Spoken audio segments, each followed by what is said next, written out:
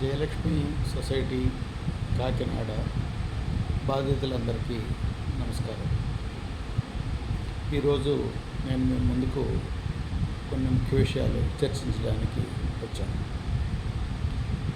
మన సొసైటీలో గత 4 సంవత్సరాల నుంచి బాధితులకి ఏ రకంగానూ కూడా ₹1 సహాయం బోర్డు నుంచి అందట్లేదు.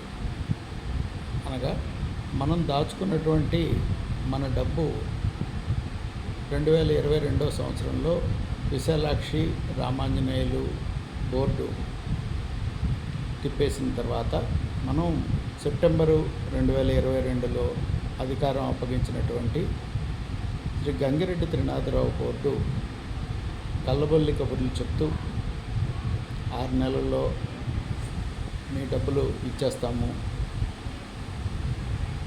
జూన్లో ఇస్తాము, సెప్టెంబర్లో ఇస్తాము, మార్చిలో ఇస్తాము అంటూ సుమారుగా 4.6 కోట్ల అవినీతి చేసి మనకి డబ్బులు ఇవ్వకపోగా మన సొసైటీలో ఉన్నటువంటి తనఖా మార్టిగేజుల్ని అసలు వడ్డీ వసూలు చేయకుండా, రుణాలు వసూలు చేయకుండా బాకీదారులకి వాళ్ళు పెట్టినటువంటి తనఖాలని వదిలేసి మనకి తీరని అన్యాయం చేసింది.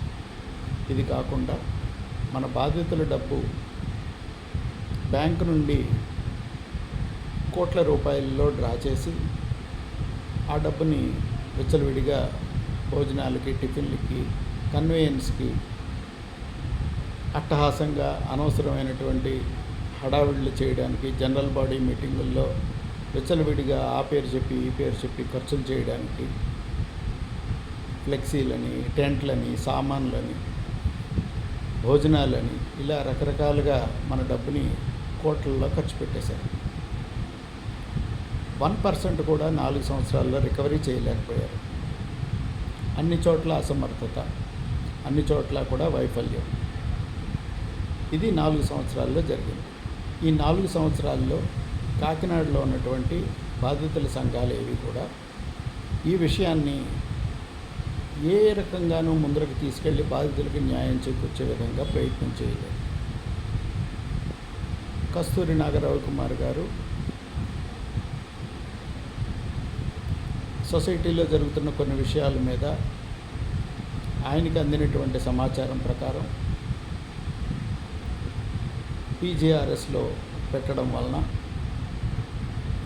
డీసీఓ గారు ఎంక్వైరీ వేయడం, ఎంక్వైరీలో ఉమాశంకర్ గారు రిపోర్ట్ ఇచ్చి 3.77 కోట్లు త్రినాథరావు గారి బోర్డు అవినీతి చేసిందని చెప్పడం, ఆ అవినీతి రిపోర్టు వచ్చిన తర్వాత దానిని కస్తూరి నాగరవి కుమార్ గారు కానీ, ఆయన మిత్ర బృందం కానీ, బాధితుల సంఘం పేరుతో ఉన్నటువంటి మిత్ర బృందం కానీ తదుపరి చర్యలు ఏమీ తీసుకోకుండా ఉన్న తరుణంలో ఆ రిపోర్ట్ని మేము ఆర్టీఐ ద్వారా సంపాదించి ఆ రిపోర్ట్ని చర్యలు తీసుకోవాల్సిందని రాజమండ్రి నగర ఎమ్మెల్యే గౌరవ శాసనసభ్యులు శ్రీ ఆదిరెడ్డి శ్రీనివాస్ గారి దృష్టికి తీసుకెళ్ళినప్పుడు వారు తీవ్రంగా స్పందించి చాలా తప్పు జరుగుతోంది, దీన్ని నేను లాజికల్ కంక్లూజన్ ఇస్తాను, మీ అందరికీ సహాయం చేయడానికి అన్ని వేళల్లో మీకు సపోర్ట్ చేస్తానని చెప్పి వారు ఎమ్మెల్యేలో ఈ విషయాన్ని ప్రస్తావించి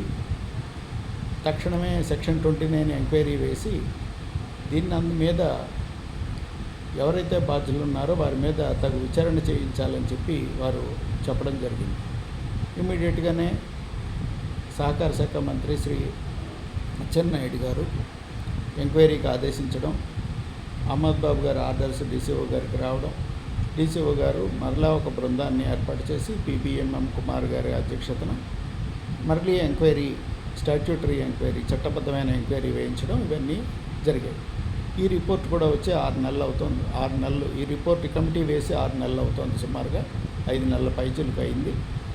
రిపోర్టు చేరింది. కమిషనర్ గారి ఆఫీస్ నుంచి మళ్ళీ డీసీఓ గారికి ఆర్డర్స్ వచ్చాయి. అయితే ఆర్డర్స్లో ఏముందనేది ఇంకా మనకి వెల్లడించలేదు అఫీషియల్గా. అయితే ఇందులో కూడా 3.7 కోట్ల నుంచి సుమారుగా అవినీతి మరో 90 లక్షలు కలిసి 4.65 కోట్లకు చేరినట్టుగా మనకు తెలిసింది. అయితే ఇంత జరిగిన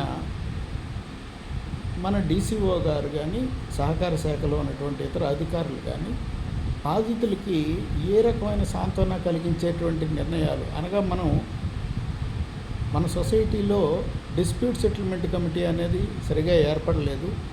అందులో ఉన్న మెంబర్స్ అందరూ కూడా అవినీతికి పాల్పడ్డారు. ఈ డిస్ప్యూట్ సెటిల్మెంట్ కమిటీని మనం మార్చాలన్నప్పుడు బోర్డు డిస్ప్యూట్ సెటిల్మెంట్ కమిటీని రద్దు చేసి కొత్త డిస్ప్యూట్ సెటిల్మెంట్ కమిటీని వేసింది. అది కూడా చైర్మన్ లేని సమయంలో జనరల్ బాడీ పెట్టకుండా ఒక తప్పుడు రీతిలో ఈ డిఎస్సిని ఏర్పాటు చేయడం జరిగింది. ఈ డిఎస్సిని మనం ఎప్పుడూ ఆమోదించలేదు. దాని ఎదురుగా మనం ఏ రకమైనటువంటి వారు పిలిచినటువంటి సమావేశాలకి మనం అటెండ్ కాలేదు. ఎందుకంటే అందులో అవినీతి కలిగినటువంటి డైరెక్టర్లు ఉండడం వలన మనం డిఎస్సిని వ్యతిరేకించాం. డిఎస్సిని మళ్ళీ పునర్నిర్మాణం చేయాలంటే జనరల్ బాడీలో మీటింగ్ పెట్టి డిఎస్సి మెంబర్స్ని ఎన్నుకోవాల్సి ఉంటుంది. ఈ పని గంగిరెడ్డి త్రినాథరావు గారు చేయలేదు కాబట్టి ఇప్పుడు ఉన్న డిఎస్సి రద్దయింది, కొత్త డిఎస్సి ఏర్పడలేదు.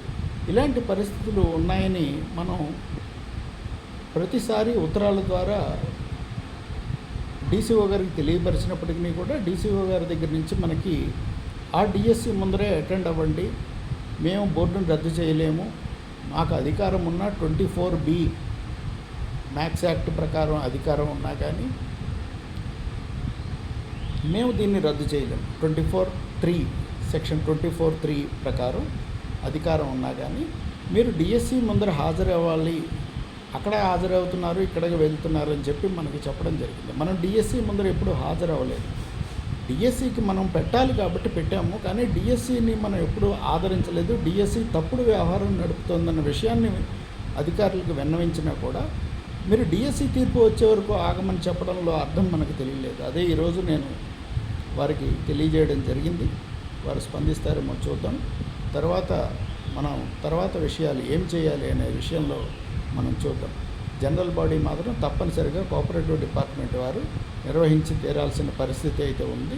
దీనికోసం మనం ఒత్తిడి తీసుకొద్దాం. నమస్కారం.